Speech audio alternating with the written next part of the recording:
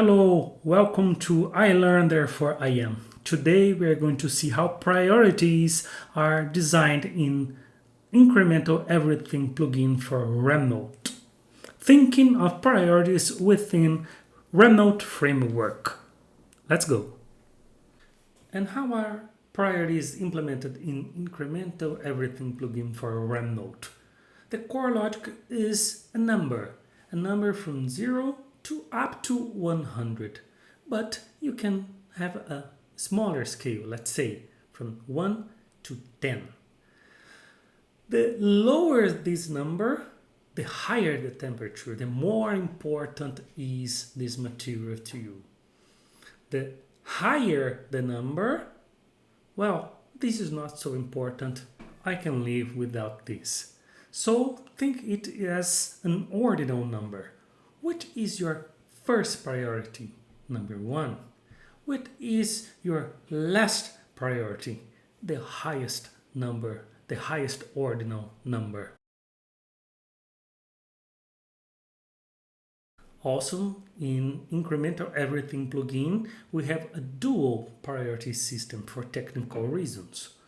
The first priority system is in the intake, in the reading, what we call incremental rem, material that want to read, process, extracts you make from books, highlights from PDFs, and so on. You attach a priority to them. But as soon as you mark done or you delete, take off the tag, the incremental tag, it has not this number anymore. That's why we have a priority for flashcards. Even because you may have tons of flashcards that you did not create in an incremental reading flow. And so you have to prioritize them afterwards. So to cater with all these different needs, we have a dual priority system, but with the same underlying principles. Well, here you can see a document in which there is this rem that has an incremental tag and a priority attached to it, and also flashcards beneath it, also with a tag, a cardPriority powerup, and with a priority slot. For efficiency, priorities have an inheritance system. That is, a child, an extract of a document, for example, will inherit the priority of its father. Why? Because this is the best guess about the importance of that extract. Of course, from a same document, you can have extracts very important, other extracts not so important, and even quite unimportant extracts also. But to differentiate these, you will need to signal these to the plugin. Even though inheritance is the best guess the plugin can make and will minimize the necessary inputs the user will have to give to keep its collection quite well organized and prioritized.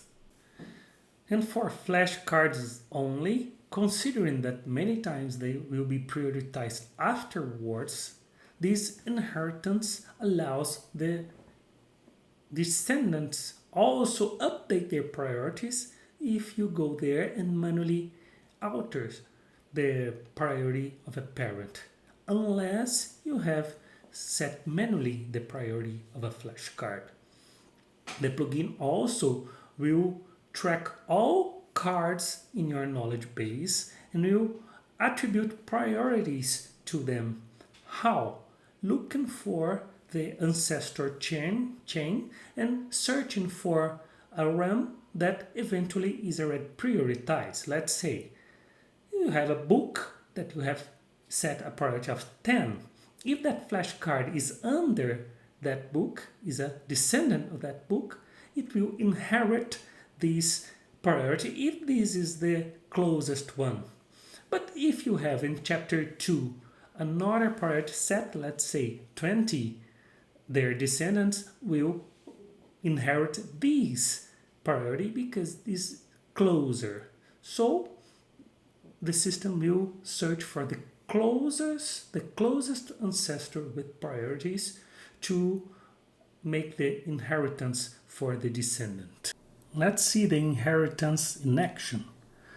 I have a chapter of this book that has a priority of 18. But I have made an extract with a lower priority, only 55.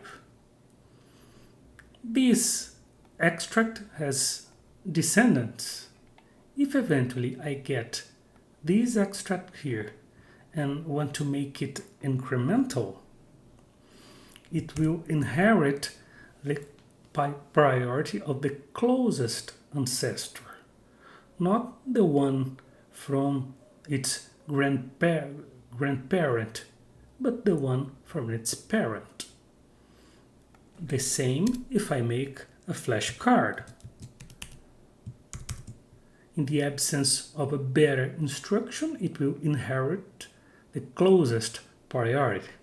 Of course, I can go there and change it to the priority that I desire.